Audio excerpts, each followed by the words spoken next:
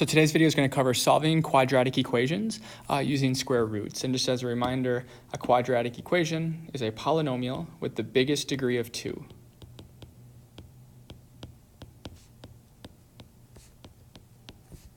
So in other words, it has an x squared as its biggest exponent. Now the main idea for today is just like with multiplication and division, how they undo each other, or how addition and subtraction undo each other. The main idea for today that you need to write down is squares and square roots will undo each other. And that in math is called inverse operations of each other. So multiplication and division are inverse operations of each other because they undo each other. So if I see a square, I would undo it with a square root.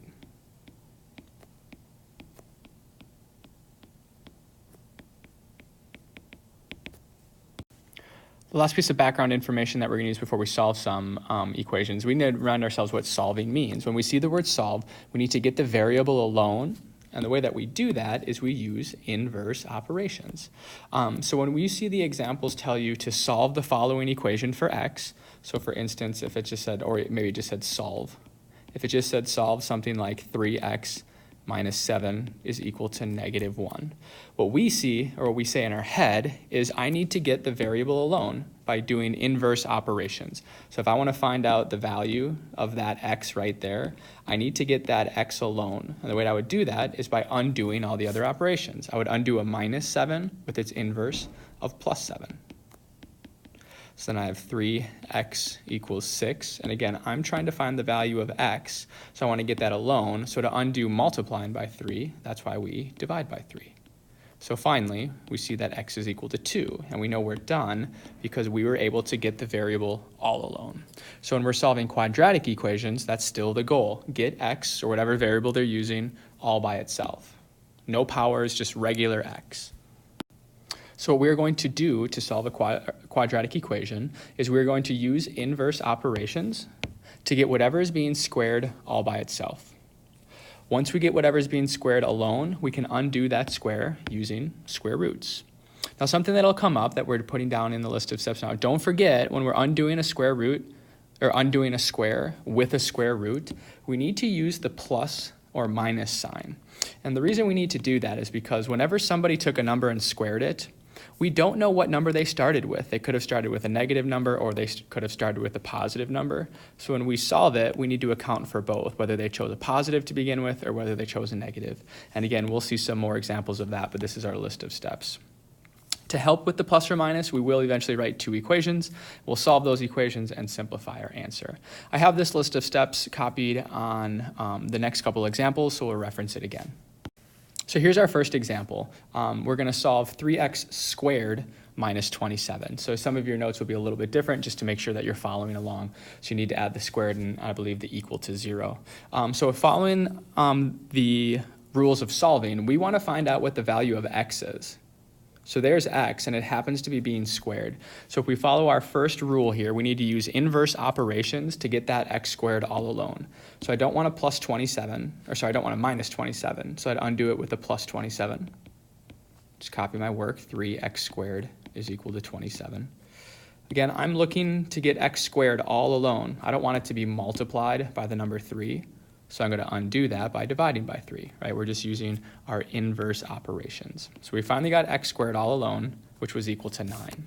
Now here, once we have that x squared term all alone, we are now moving to step number 2. We can undo the square using square roots. So to undo x squared, I take the square root of both sides, which I'll show in purple. Now this is what we studied before. We know the square root of x squared, that's just x. But this is where our reminder comes in. If somebody took a number and squared it to get 9, they could have used plus or minus 3. We don't know which one. So when I undo a square using a square root, I have to introduce the plus or minus sign. Now the next part was we need to write 2 equations. Now this one's really easy to write 2 equations. What we're saying is x could have equaled the positive version of 3, or x could have equaled the negative version of 3. So I like to show that by splitting it up into 2 equations. So our final answer is x could have been 3, or x could have been -3. Could have been either one of those. So I'm going to come back up here, and in green, I'm just going to check my work to make sure. We can only check one x value at a time, so let's check x equals 3. If I took 3 and I multiplied it by 3 squared and subtracted 27, I should get 0.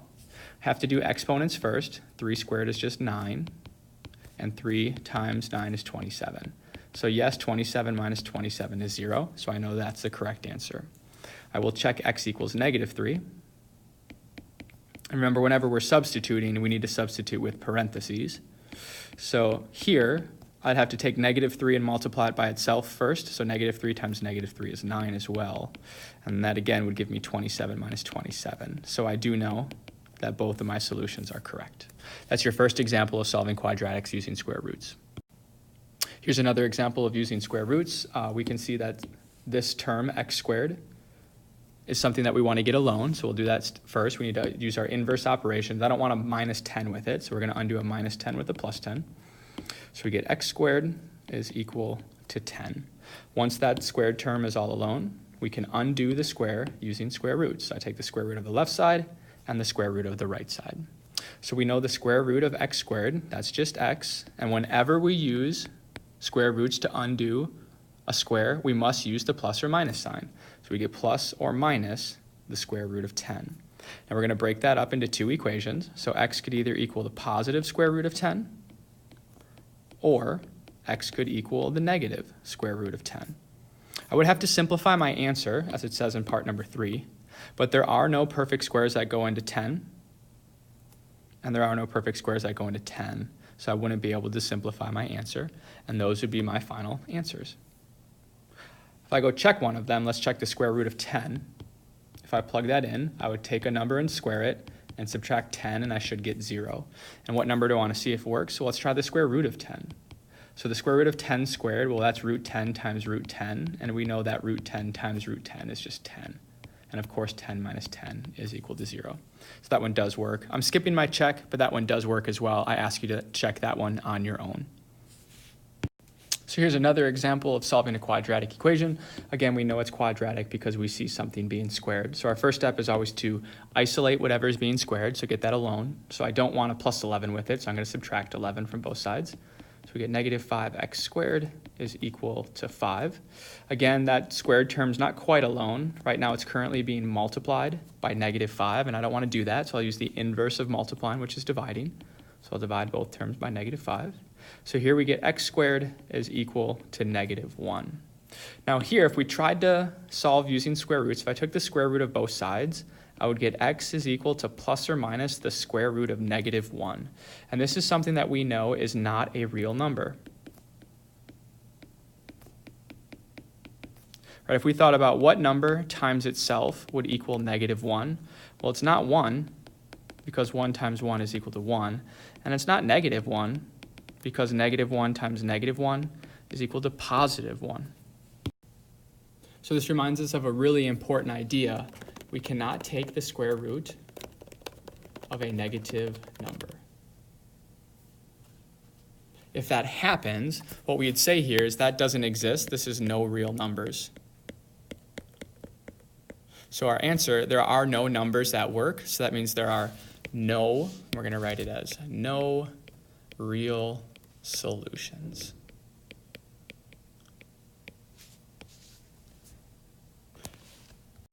That does bring us to this summary idea. When we're solving quadratics with square roots, there are going to be 3 possibilities for solutions. Those 3 possibilities are going to depend on what you're taking the square root of. And I have them outlined here, and they should be pretty much copied in your notes. But if you're taking the square root of a positive number, you should get 2 answers, like we saw with the square root of 9. That could have been 3 or -3. Right, if we had x squared was equal to 9. So if we were taking the square root of a positive number, we should get 2 answers.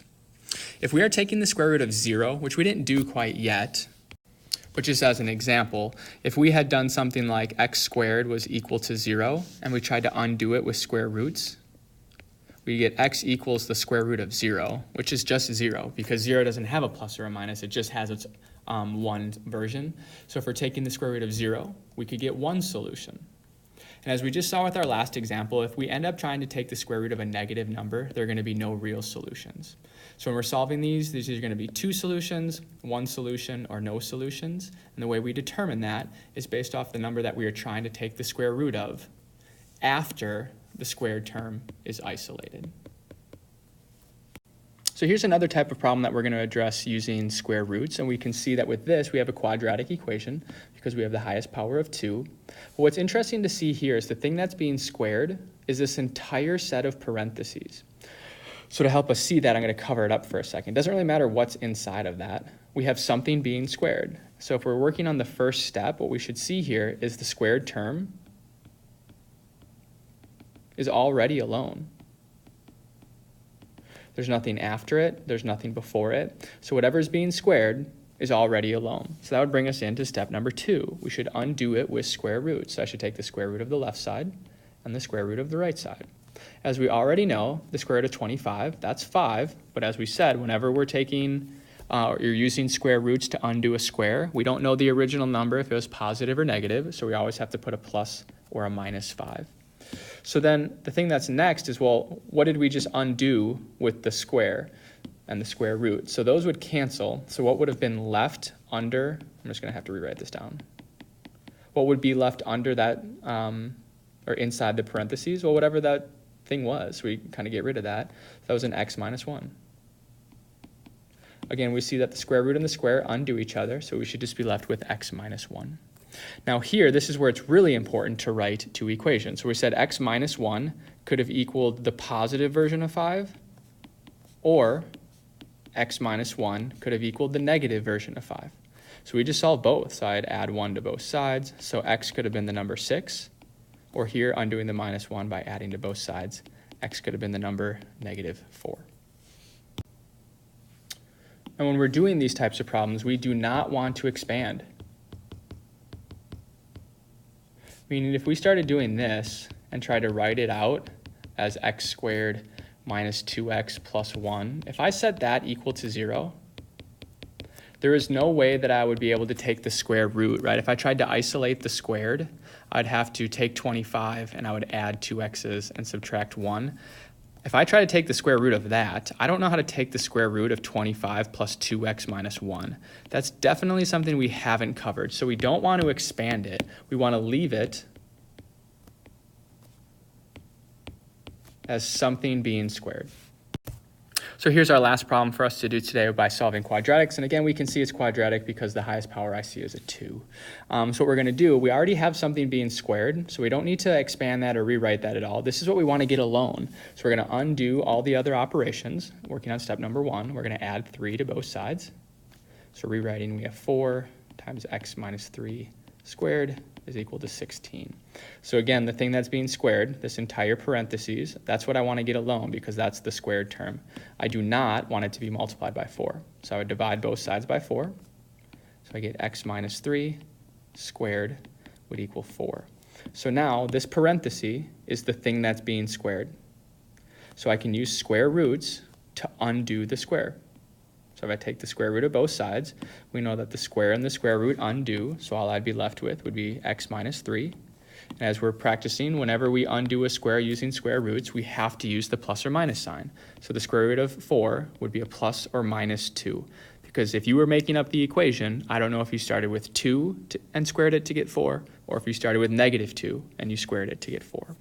So then from here, we need to write two equations. So this x minus 3 could have been equal to the positive version of 2, or that x minus 3 could have been equal to the negative version of 2.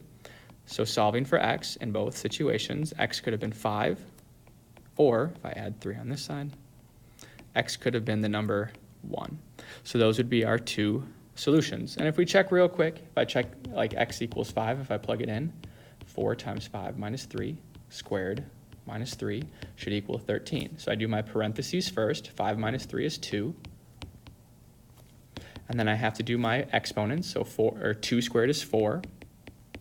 And I can see that I have the right answer. 16 minus 3 is equal to 13. If I check x equals 1, I will see that I also get the right answer. So 1 minus 3 squared minus 3 is equal to 13. So I do my parentheses first. That's negative 2. And of course, when I square negative 2, I still get a positive 4. So we're going to be in the same situation, where you get 16 minus 3 is equal to 13, and that is correct. So that's the introduction to solving quadratic equations using square roots.